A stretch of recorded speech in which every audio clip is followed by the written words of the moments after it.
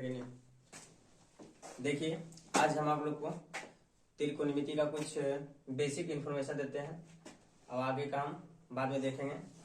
देखिएगा त्रिकोणमिति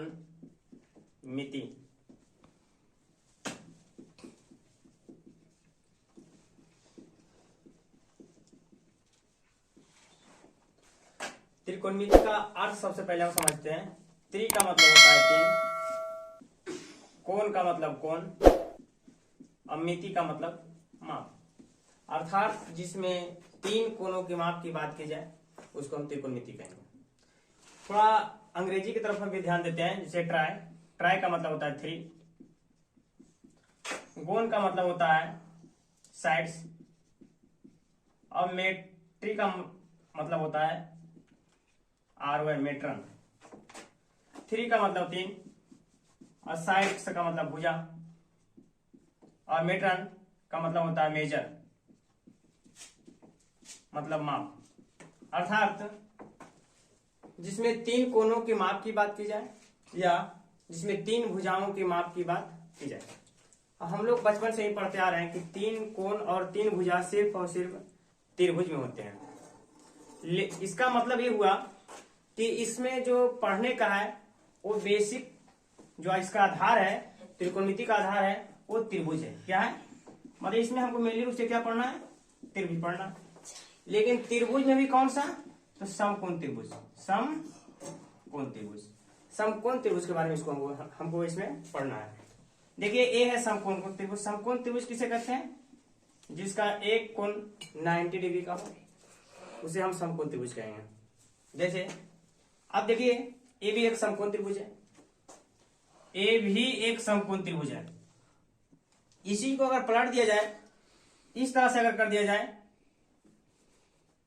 इसको पलट कर इस तरह से अगर कर दिया जाए, इसको छोड़ो, ए भी एक समकोण त्रिभुज है और ए भी एक समकोण त्रिभुज है। इसका हम नाम दे सकते हैं, कुछ भी नाम दे सकते हैं, ए बी सी, या तो यहां फिर ए लिखिए, बी लिखिए, सी लिखिए, A B C P Q R, कुछ भी नाम हम दे सकते हैं, नाम देने के लिए आजाद है। देखिए सबसे पहले बात तो त्रिभुज हमें पढ़ना क्या है। त्रिभुज में देखते हैं त्रिभुज में है क्या क्या। तो त्रिभुज में देखिएगा एक साइड, दो साइड और तीन साइड, एक कोण, दो कोण और तीन कोण। मतलब त्रिभुज में तीन भुजा तथा तीन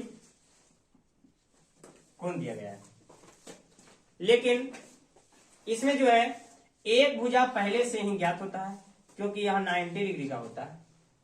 इसका मतलब इसमें हमको जो ज्ञात करना है तीन भुजा और दो कोण, तीन भुजा और दो कोण का मान इसमें हमको ज्ञात करना है। देखिएगा अब देखिए समझिए,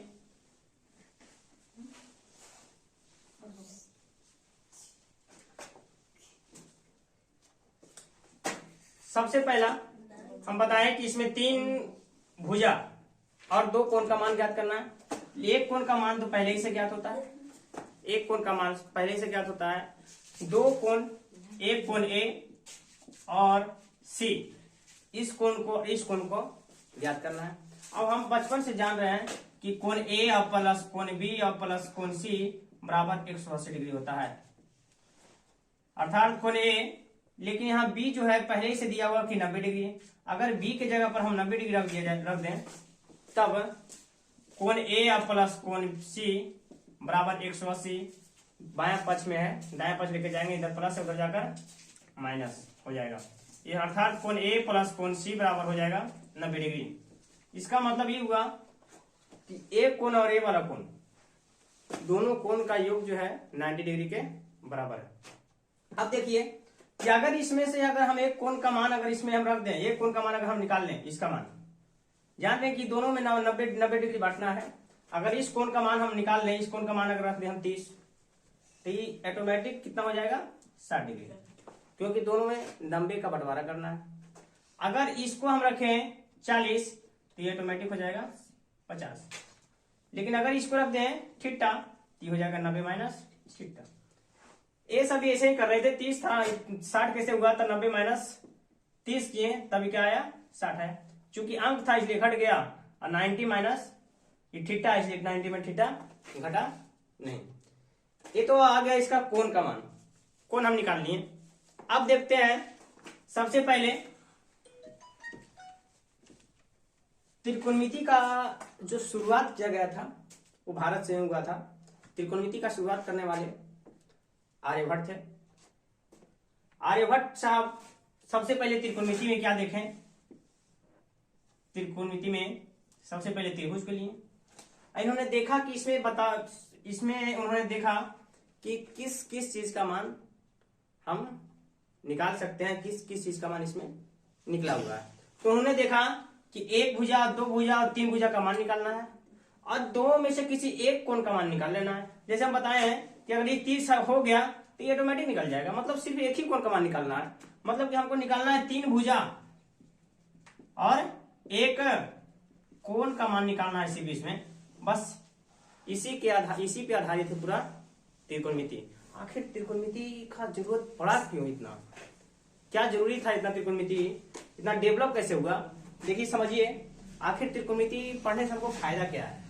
ऐसे तो त्रिकोणमिति का भी नींव रखा रहा है, आगे चलकर इंटर में तो 1/3 शायद त्रिकोणमिति ही पढ़ने का है। देखिए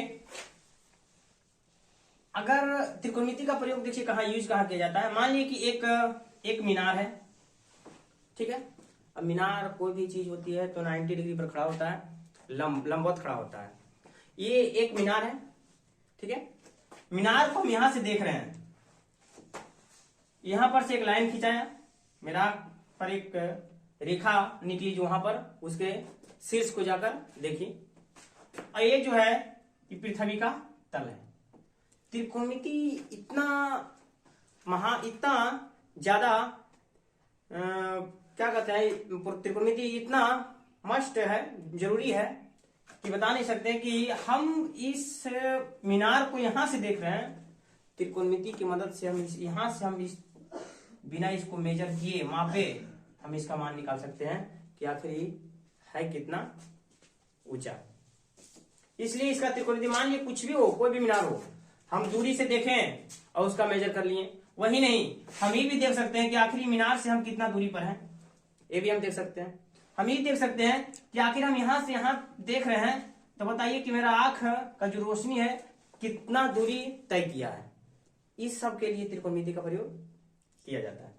देखिएगा त्रिकोणमिति का जो शुरुआत हुआ वो भारत से हुआ, और भारत के एक महान गणितज्ञ हुए थे, गणितज्ञ का नाम था आर्यभट्ट। ऐसे बहुत सारे गणितज्ञ हैं, जैसे ब्राह्मीर, एडमंड गुंटर आदि बहुत सारे गणितज्ञ आए जो त्रिकोणमिति में अपना योगदान दिया, लेकिन इसमें जो महत्वपूर्ण योगदान था वो आर्यभट्ट का था। देखिए आर्यभट्ट साहब क्या किए इसमें समझिएगा। ये है 90 डिग्री। सबसे पहले आर्यभट्ट समकोण त्रिभुज को लिए, और समकोण त्रिभुज में लेने के बाद वो सोचने लगे कि आखिर इसमें इसका हम अगर मान निकालते हैं तो इसमें आखिर है क्या। तो उन्होंने देखना शुरू किया कि इसमें तीन भुजा है और एक कोण है। तो कोण का नाम तो हम बता दिए आप लोगों को कि ये हो गया थीटा, ये हो गया 90 माइनस थीटा। कोण का नाम इन्होंने रख दिया। अब आई भुजा का बात। तो भुजा का बाद नाम रखने से पहले उन्होंने सोचा कि आखिर इसको थीटा रखे, इसको 90 माइनस थीटा क्यों रखे। तो ऐसा नहीं है, आप इसको भी थीटा रख सकते हैं, इसको 90 माइनस थीटा रख सकते हैं। मतलब 90 में दोनों को हम बांट सकते हैं, 90 में इसको कुछ दे दीजिए, कुछ इसको दे दीजिए। लेकिन अब आया भुजा की बात, भुजा का नाम क्या रखा जाए। तो सबसे पहले उन्होंने देखा कि जो नीचे है ऐसा लग रहा है कि जैसे देखिए मान लीजिए कि ई एक मार्कर है। मार्कर देखिए मेरा हथेली पर क्या है, आसन लगाए हुए। अगर मेरा हथेली नहीं होता तो इस पर नहीं बैठता है। इसका मतलब ये त्रिभुज भी इस पर क्या लगाया हुआ है, आसन लगाया हुआ है। इसलिए सबसे पहले उन्होंने इसको आसन भुजा नाम दिया। एक बात और, उन्होंने देखा कि पूरा त्रिभुज का आधार जो है ये है। जैसे अगर हम कहीं कुर्सी पर बैठ जाए तो मेरा आधार कुर्सी होगा, क्योंकि अगर कुर्सी नहीं रहेगा तो हम गिर जाएंगे। उसी प्रकार अगर ए भुजा अगर ना हो तो पूरा का पूरा त्रिभुज नीचे गिर जाएगा। इसलिए इसका एक और नाम दिया गया आधार, जिसका अंग्रेजी में नाम होता है बेस। ठीक है, अब आया देखिए आर्यभट्ट साहब इस दोनों कोण में एक कोण को मुख्य बना दिए। मुखिया उन्होंने इस कोण को बनाया। अब मुखिया से कुछ होता नहीं है, सिर्फ समझाने के लिए हम मुखिया बोल रहे हैं। मुखिया इस कोण को बनाया। मुखिया अपने सामने हमेशा जिस भुजा को भी रखता है उस भुजा का इन्होंने नाम दे दिया सम्मुख भुजा। सम्मुख भुजा। एक चीज और देखिए, ऐसा लग रहा है कि जो भुजा है ये त्रिभुज पर लंबा खड़ा है, इसलिए इसको एक और नाम दे दिया गया जिसका नाम है लंब। अंग्रेजी में इसको परपेंडिकुलर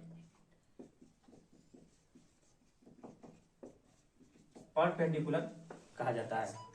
अब बचा ये भुजा, चूंकि समकोण का सबसे बड़ी भुजा है इसलिए इसका एक अलग से नाम दे दिया गया कर्ण।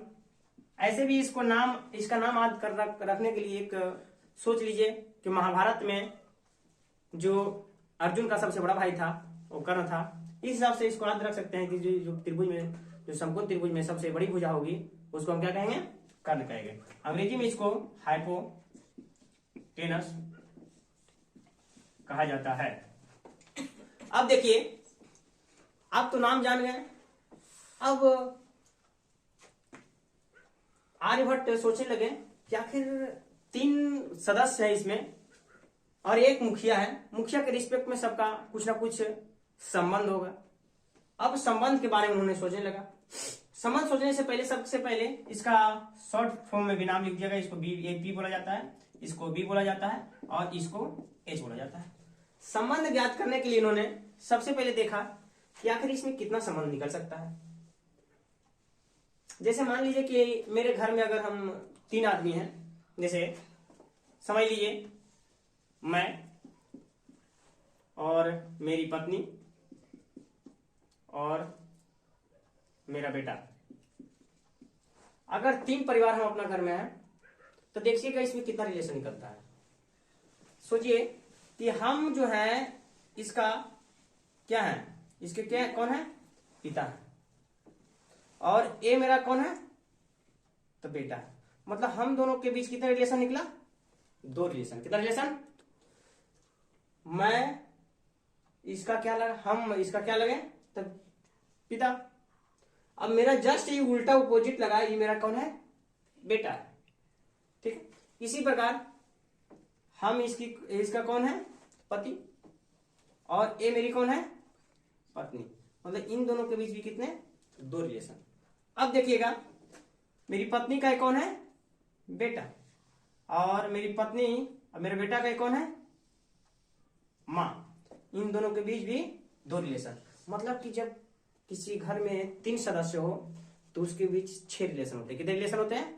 6 रिलेशन। अब वही रिलेशन को यहां पर आर्यभट्ट साहब ने दर्शाया है। देखिएगा, सबसे पहले इन्होंने क्या किया, इसका रिलेशन इसके साथ निकाला। इसका रिलेशन किसके साथ? इसका रिलेशन इसके साथ निकाला। सबसे पहला काम। दूसरा काम, इसका रिलेशन इसके साथ, इसका रिलेशन इसके साथ, इसका रिलेशन, फिर इसका रिलेशन इसके साथ, इसका रिलेशन किसके साथ? इसके साथ। उसके बाद इसका रिलेशन इसके साथ, उसके बाद इसका रिलेशन इसके साथ और फिर इसका रिलेशन इसके साथ। अर्थात इन्होंने 6 रिलेशन निकाला और 6 रिलेशन का नाम इन्होंने इस प्रकार दिया। देखिएगा, हम 6 का 6 रिलेशन के बारे में यहां पर बताते हैं। 6 रिलेशन क्या है? सबसे पहले देखिए, यहां पर थोड़ा बना देता हूं समझने के लिए। ए है लंब, ए आधार और ए कर्ण। नाम दे दीजिए। देखिएगा रिलेशन कैसे कैसे निकाला। सबसे पहले इन्होंने 6 रिलेशन का डायरेक्ट नाम दे दिया कि आखिर 6 रिलेशन का नाम है क्या। देखिएगा, सबसे पहले इसका और इसका रिलेशन, लंब बटा कर्ण, इस रिलेशन को निकाला और इस रिलेशन का नाम इन्होंने दिया जया। इस रिलेशन का नाम इन्होंने क्या दिया, जया। उसके बाद इन्होंने आधार और कर्ण का रिलेशन निकाला, आधार का रिलेशन निकाला कर्ण के साथ, इसका इन्होंने नाम दिया कोज्या। फिर इन्होंने लंब का रिलेशन निकाला आधार के साथ, लंब का रिलेशन निकाला गया आधार के साथ, और इसका नाम दिया गया स्पर्शज्या। फिर इन्होंने आधार का रिलेशन निकाला लंब के साथ, आधार का रिलेशन लंब के साथ, इसका इन्होंने नाम दिया कोटि स्पर्शज्या। ठीक है। फिर इन्होंने निकाला कर्ण का रिलेशन निकाला आधार के साथ, कर्ण का रिलेशन आधार के साथ, इसका नाम इन्होंने दिया व्यूकोज्या। फिर इन्होंने कर्ण का रिलेशन निकाला लंब के साथ, कर्ण बटा लंब, इसका इन्होंने नाम दिया व्यूज्या। चूंकि फिर सब सोचने लगे कि आखिर इतना बड़ा बड़ा नाम बार बार लिखना संभव नहीं है, इसलिए एक गणितज्ञ है एडमंड गुंटर, इन्होंने सबसे पहले इसका इंग्लिश में ट्रांसलेट किया।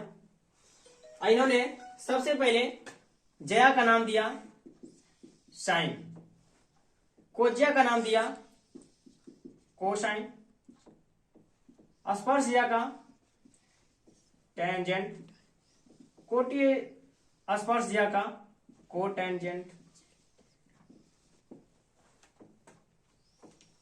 और व्यूकोज्या का सेकेंड, और व्यूकोज्या का कोसेकेंड।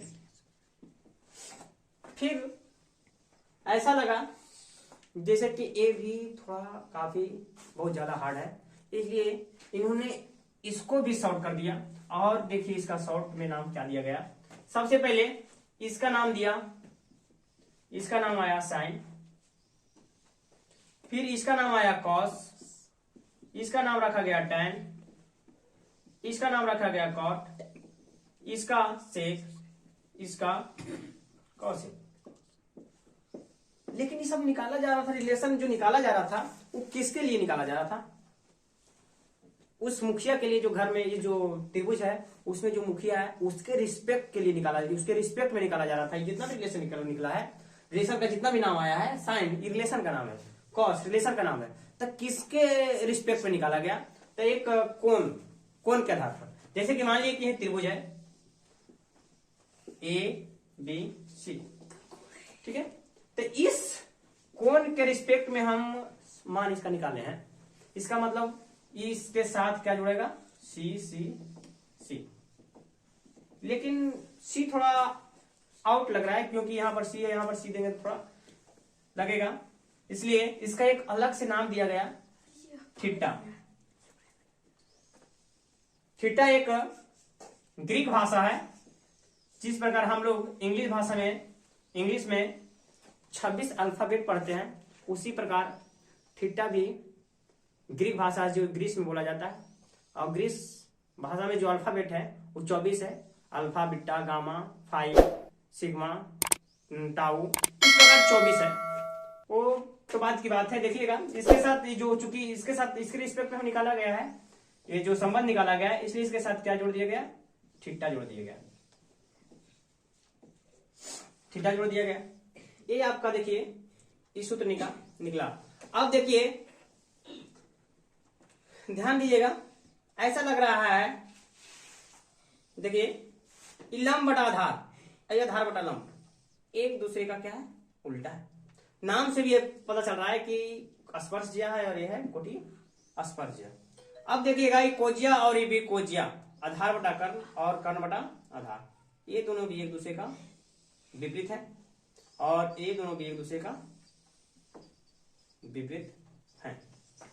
इस प्रकार इन्होंने पूरा का पूरा त्रिकोणमिति का नामकरण कर दिए। अब देखिएगा इसमें कुछ महत्वपूर्ण बात भी इन्होंने बताया था, इन्होंने कुछ महत्वपूर्ण बात बताया है जो देखिएगा किस प्रकार था।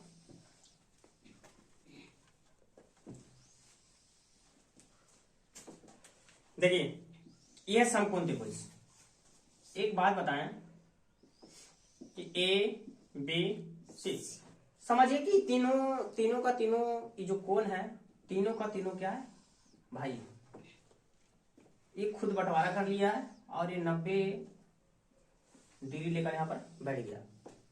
इसके पिता के पास टोटल जो जायदाद था 180 डिग्री था, उसमें 90 लेकर आराम करने लगे। और अपने सामने जो है वो कर्ण को रख लिए कि हम अपने सामने जिस भुजा को रखेंगे वो कर्ण होगा।